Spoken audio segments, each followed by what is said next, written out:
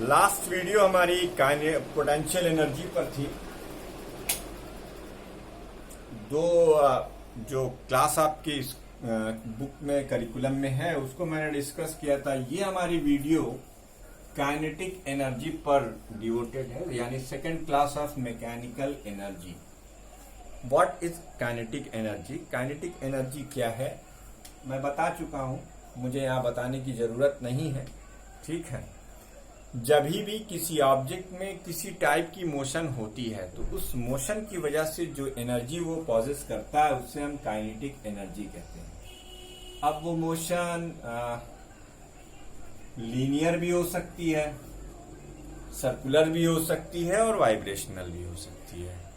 I mean to say that there is a different types of kinetic energy you can have due to the motion of the body, because there is 3 type of motion। ठीक है, तो वो 3 type की energy हो सकती है किसी body में। तो energy possess by a body due to its state of motion, is called kinetic energy. What is the expression? The energy possessed by an object due to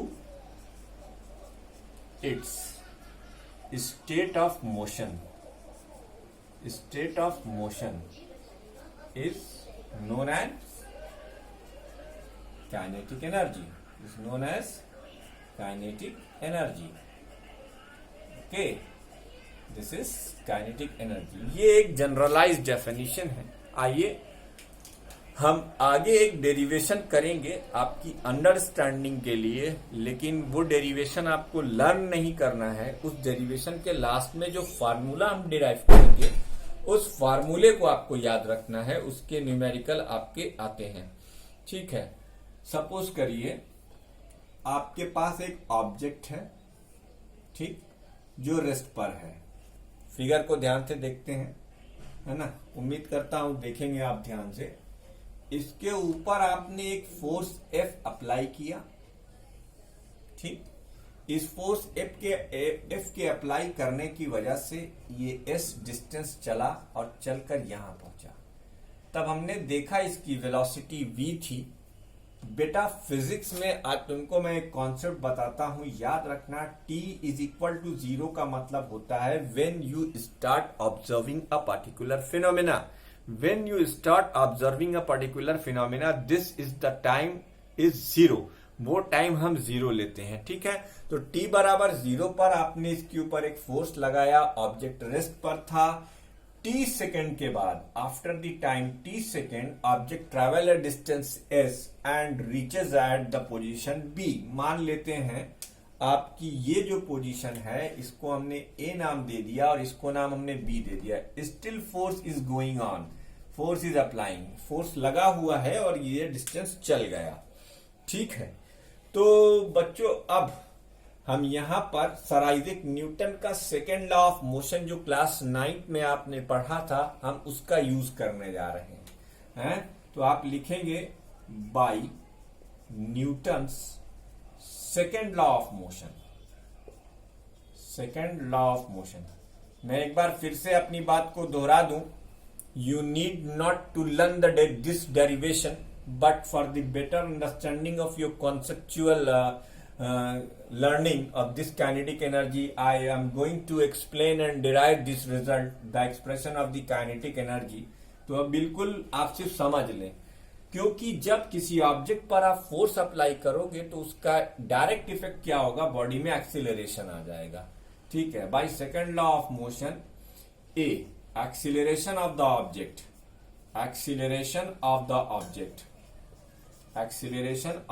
object ये हो जाएगा फोर्स अपॉन मास। कहो इस object का मास m है, इस object का मास कितना है, m है। तो अप्लाइड फोर्स की वैल्यू हो गई F by m, sorry acceleration की वैल्यू हो गई F बाई एम। ठीक है, अब ये बॉडी का एक्सीलरेशन आ गया। इस एक्सीलरेशन से उसने s डिस्टेंस कवर की। जब आपने फोर्स लगाया था वो time u is equal to 0 था और s डिस्टेंस ट्रेवल करने में उसकी वेलोसिटी में v का चेंज आ गया। तो just recall a formula in class 9th, equation of motions में जो तीसरा इक्वेशन था वो मैंने आपसे कहा था उस टाइम पर कि ये वेलोसिटी डिस्टेंस रिलेशनशिप है जिसमें डिस्टेंस के साथ वेलोसिटी बदलती है. Now it is time to apply that equation here because the initial velocity is 0 but the final velocity is v in travelling through a distance s. That's why I am going to use the third equation of motion. Write down. Using the third equation of motion. Third equation of motion. What is third equation of motion? What is third equation of motion? That is v square is equal to u square plus twice as. ये होता है third equation of motion. Okay. ये है क्या आपका third equation of motion. तो यहां से आप कैलकुलेट कर सकते हैं v स्क्वायर की वैल्यू. देखिए v स्क्वायर की वैल्यू आपकी आ गई. v स्क्वायर की वैल्यू आपकी आ गई 2f/m इंटू एस. बहुत ध्यान से देखेंगे, हम उसके चक्कर ही में नहीं पड़ेंगे कि आपकी किताब में क्या लिखा है क्या नहीं लिखा है. ठीक है भैया, u की वैल्यू 0 है, चलो ये भी लिख देते हैं 0 का square plus twice f/s into m. अब बेटा जब f फोर्स अप्लाई करने से s डिस्टेंस ट्रेवल्ड किया है तो बच्चा पार्टी इसको ऐसे भी तो लिख सकते हो Fs is equal to 1/2 mv square. ओफो, और ये Fs क्या है? This is the work done, force into displacement, chapter 2a. ये क्या है? वर्क डन है. तो इसे आप क्या लिख सकते हैं? Work done. लीजिए साहब, वर्क डन आ गया. वर्क डन क्या आया? Half of mv square. चूंकि ये वर्क डन क्या है? The kinetic energy. अब यहां पर हम डिफाइन करेंगे एक बार फिर से काइनेटिक एनर्जी को. तो काइनेटिक एनर्जी को जब हम डिफाइन करेंगे तो हम लिखेंगे द के, यानी काइनेटिक एनर्जी. एम्फेसिस कर रहा हूं, द के, that is kinetic energy possessed by a moving object. Possessed by a moving object. By a moving object. कितनी एनर्जी वो रखता है? के possessed by a moving object is equal to the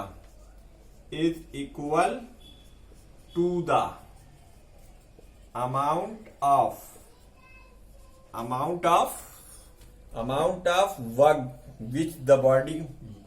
of work which the body can do before coming to rest. Which the body can do before coming to rest. तो dear children, coming to rest, ये आपकी book की definition है. मैंने ये book की भी definition आपके लिए लिख दी. तो मकसद ये था इस डिफिनेशन को लिखने का कि हम वर्क डन को काइनेटिक एनर्जी से इक्वेट करेंगे. तो कांग्रेट्स, आपके पास फार्मूला है यहां पर, work done is equal to kinetic energy. K को, इसको जनरली के से डिनोट करते हैं और ये हाफ mv स्क्वायर. ये फार्मूला आपको लर्न होना चाहिए. ये देख लीजिए, this is the formula, that is kinetic energy is equal to mass into velocity का square divided by 2. That is kinetic energy possessed by a body, है जो कि कहां से आती है? वर्क डन करने से आती है, रेस्ट से आने से पहले.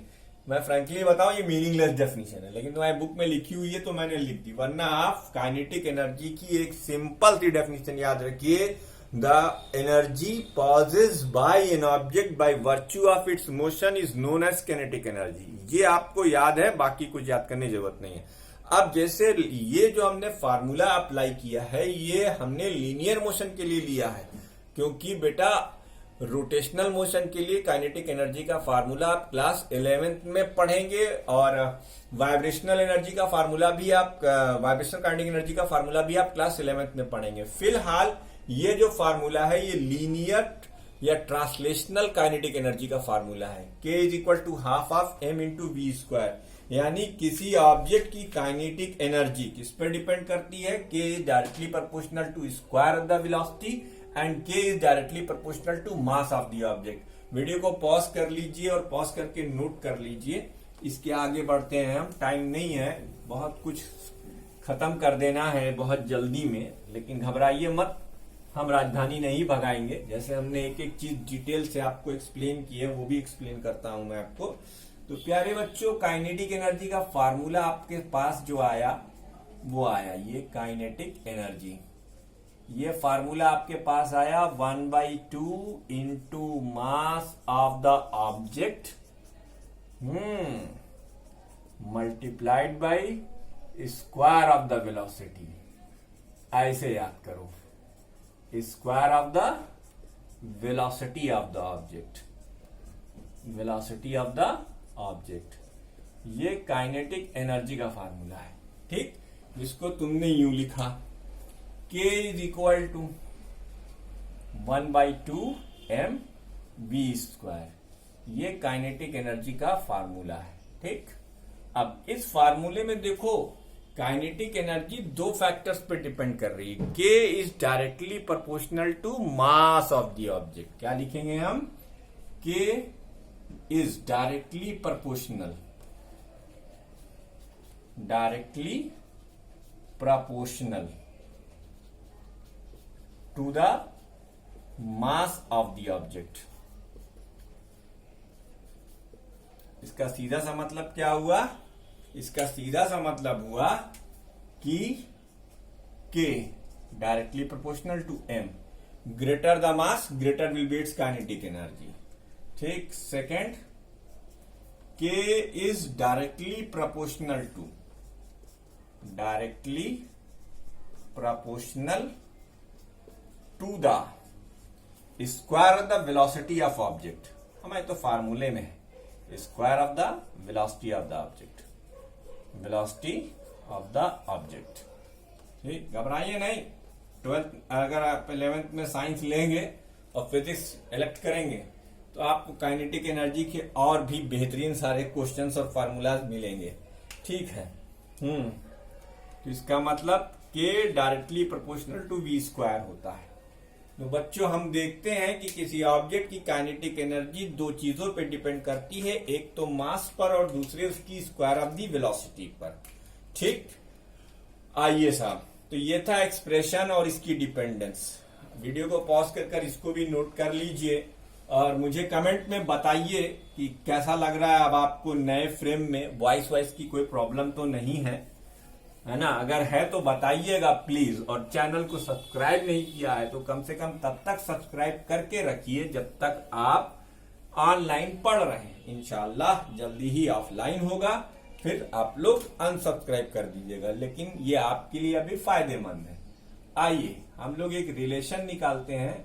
ये रिश्ता क्या कहलाता है? Relationship between momentum and kinetic energy. देखो भैया, मोमेंटम भी उसी ऑब्जेक्ट के पास होगा जो मोशन में होगा और काइनेटिक एनर्जी भी उसी ऑब्जेक्ट के पास होगा जो मोशन में होगा। तो अगर दोनों चीजें एक ही ऑब्जेक्ट के पास है तो हम देखना चाहेंगे कि इन दोनों में कोई रिलेशन है या नहीं है। इसी को हम रिलेशनशिप कहते हैं, रिलेशन बिटवीन मोमेंटम P, या आपने लास्ट ईयर पढ़ा था, एंड काइनेटिक एनर्जी K, ठीक। कोई बात नहीं, आपको याद नहीं आ रहा, मैं बता रहा हूं।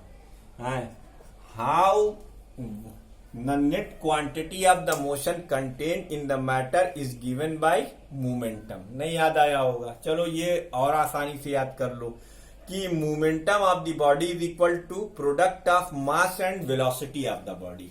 तो ये मोमेंटम ऑफ द बॉडी हो गया। चलिए कहते हैं consider an object, consider an object of mass m moving with velocity v।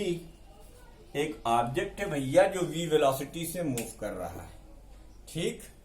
तो kinetic energy of the object क्या हो जाएगी?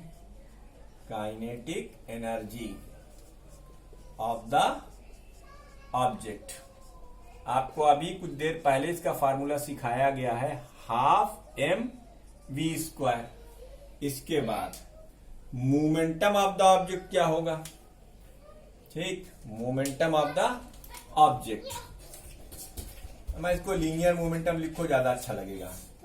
Linear momentum of the object, object का लीनियर मोमेंटम, ये P होता है, ये m इंटू वी होता है। ठीक, एक काम करते हैं, ये इक्वेशन नंबर 1 है, ये इक्वेशन नंबर 2 है। From 2 v is equal to आप लिख सकते हैं P by m. Substitute in 1 लिख दीजिए, सब्स्टिट्यूट इन 1 कर दिया जाए साहब सब्स्टिट्यूट, तो k is equal to half of m into p square divided by m square. क्योंकि बेटा v की वैल्यू जैसे ही आप p बाई एम रखोगे, स्क्वायर होने की वजह से ये p स्क्वायर हो जाएगा और ये m स्क्वायर नीचे रह जाएगा। अब प्यारे बच्चों क्या आ गया, p स्क्वायर अपॉन 2m। तो हम देख सकते हैं p और काइनेटिक एनर्जी में रिलेशन क्या होता है, 2mk। ठीक, ये क्या होता है रिलेशन, 2mk।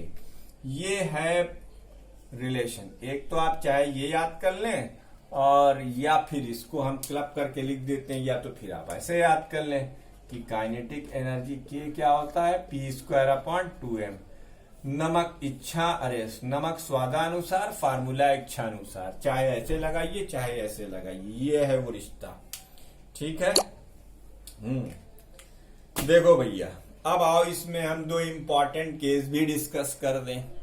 दो इंपॉर्टेंट केस क्या है, तो वीडियो को पॉज करके, तुमको ये सिर्फ रिलेशन पता होना चाहिए, वो बहुत आसान है। के और पी की वैल्यू लिखा और लिखकर वी की value p by m substitute कर दिया, आ जाएगा। इसे नोट कर डालो बेटा। अब इसे नोट करने के बाद हम दो केसेस डिस्कस करेंगे। मान लो तुम्हारे पास दो ऑब्जेक्ट है, एक हल्का है और एक भारी है। ठीक है। केस नंबर 1 देखो, बड़ी सुंदर बात है। Case number 1, if consider two object, consider two objects A and B. हमने दो ऑब्जेक्ट कंसीडर किए, A and B, of masses, बड़ा एम ले लो, या एक काम करो यार, दोनों का ऐसे लो, M A into M B. ये दो के मासेस हमने ले लिए भाई, M A and M B. Where, यहीं पे लिख देते हैं, M B is greater than M A. इसका मतलब क्या हुआ कि एम बी हैवी है, एम ए लाइट है। ठीक है। Let both have the same momentum, let both have the same momentum. अब दोनों का मोमेंटम सेम है, दोनों का मोमेंटम सेम है, सेम मोमेंटम। इसका क्या मतलब हुआ, इसका मतलब हुआ p A is equal to p B, और पी ए की वैल्यू आप क्या लिखेंगे, m A into M B. दोनों का मोमेंटम सेम है। एक काम करो, हम वेलोसिटी के चक्कर में ही नहीं पड़ते। अब एक आइडिया लगाते हैं। आप लिखिए K B is equal to p square p B square, यानी मोमेंटम ऑफ पी बी का square upon 2 ma, and K A p m का square upon 2 m B, sorry, और ये 2 ma। ठीक है बेटा। अब आओ कुछ कर डालते हैं। क्या कर डालते हैं, हम लिख देते हैं K A divided by K B.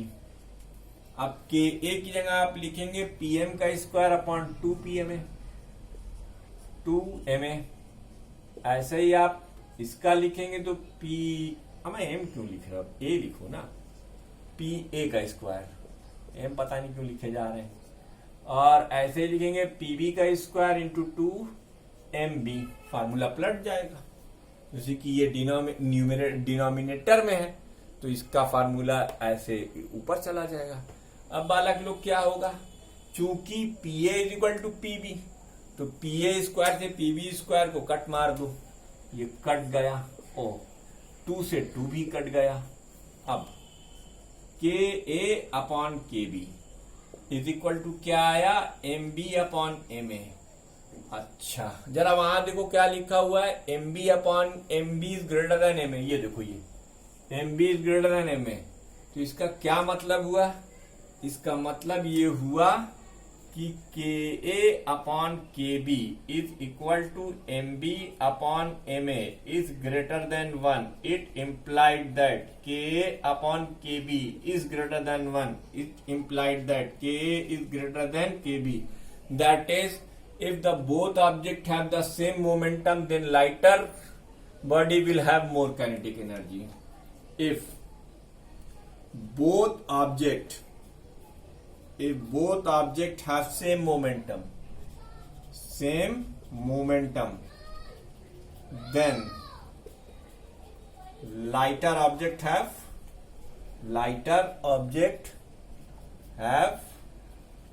greater kinetic energy. उसकी काइनेटिक एनर्जी क्या होगी, ज्यादा होगी। ये पहला केस हो गया। अब दूसरे केस में ये वीडियो को पॉज करके नोट कर लीजिए। केस नंबर 2, वीडियो अगर कट जाएगी तो कंटिन्यू रहेगा, ये बता दे रहा हूं, ठीक है। केस नंबर 2 देखिए। केस नंबर 2 में आप कहिए सेम चीज है, बस क्या कहा गया है, इफ के बी इज इक्वल टू के ए, के बी इज इक्वल टू के ए, तो अब आप के ए की वैल्यू लिखेंगे पी ए का स्क्वायर अपॉन 2 एम ए, और के बी की वैल्यू आप लिखेंगे p square upon 2 m B.